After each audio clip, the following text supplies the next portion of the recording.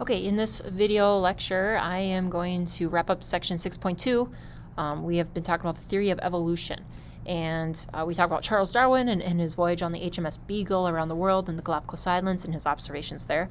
We also discussed natural selection and the 4 steps kind of needed for that: variation, competition, reproduction, selection.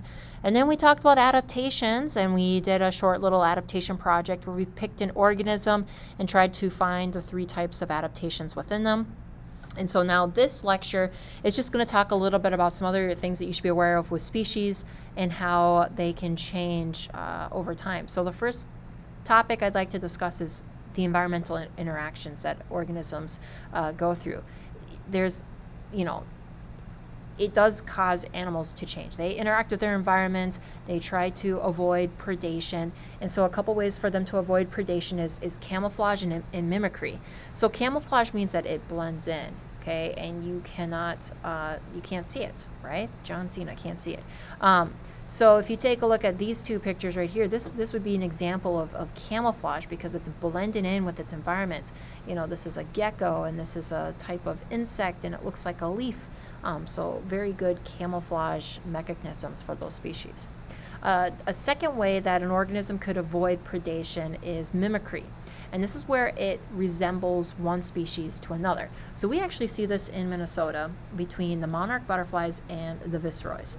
So when you see an orange butterfly, you might automatically think it's a monarch butterfly, like the one pictured here. But this guy right here is not a monarch butterfly. He's actually a viceroy. He is mimicking this monarch butterfly. Now you might be wondering, why would this butterfly pretend to be a monarch butterfly? Well, monarch butterflies, what they do is they tend to eat milkweed, and milkweed gives them a toxin, so they don't taste very good to other animals. So if a bird were to eat a monarch butterfly, it would actually get sick and possibly throw up. So that predator remembers that experience of eating that orange butterfly, so he may not, or they may not eat orange butterflies just because they remember that experience where they got sick and they threw up. So viceroys mimic monarch butterflies to try to avoid predation. Now, the living and non-living parts of the environment, they're always changing.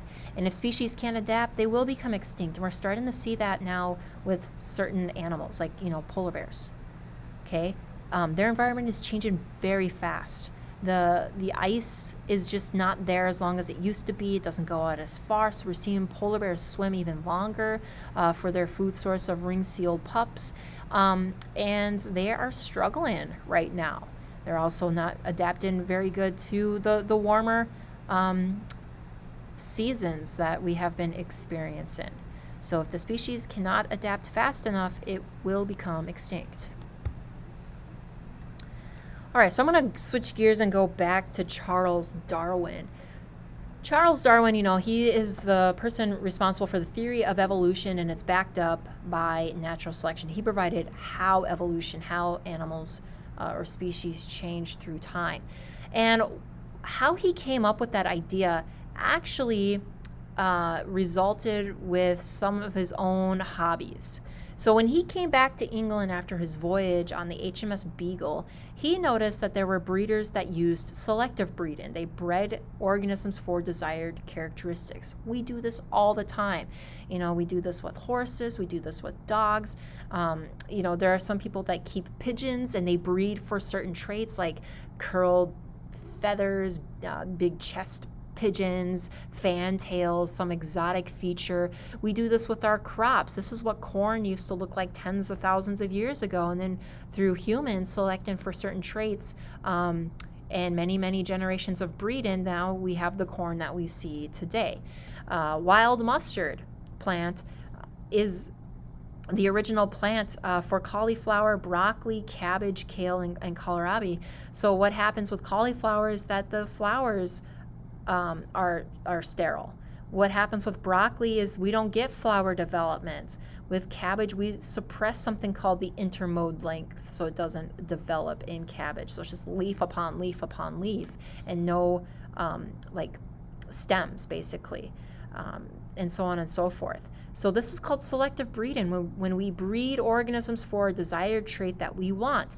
And so Darwin said, wait a minute, if humans can do this to other animals, right, could nature do the same thing? And that's where he came up with natural selection. So natural selection and selective breeding, they are similar processes. In natural selection, it's nature that causes the change in the species. Maybe it's the environment that the species lives in, but that's nature. Okay, it has no human involvement with that, really, or no direct human involvement. In selective breeding, it's humans that actually cause the changes in the species. We want that specific trait, so we select them to be the parents for the next generation so that trait can get passed on and become more prominent. So for this reason, Darwin actually called selective breeding artificial selection. So selective breeding is another term for artificial selection. So natural selection and artificial selection, they are similar. So artificial selection explains and supports Darwin's theory, because we can, replicate the results basically in a lab or with our personal experiences. And, nature, we have evidence that natural selection occurs in nature. And I talked about the Galapagos finches. All right, so that is it for notes.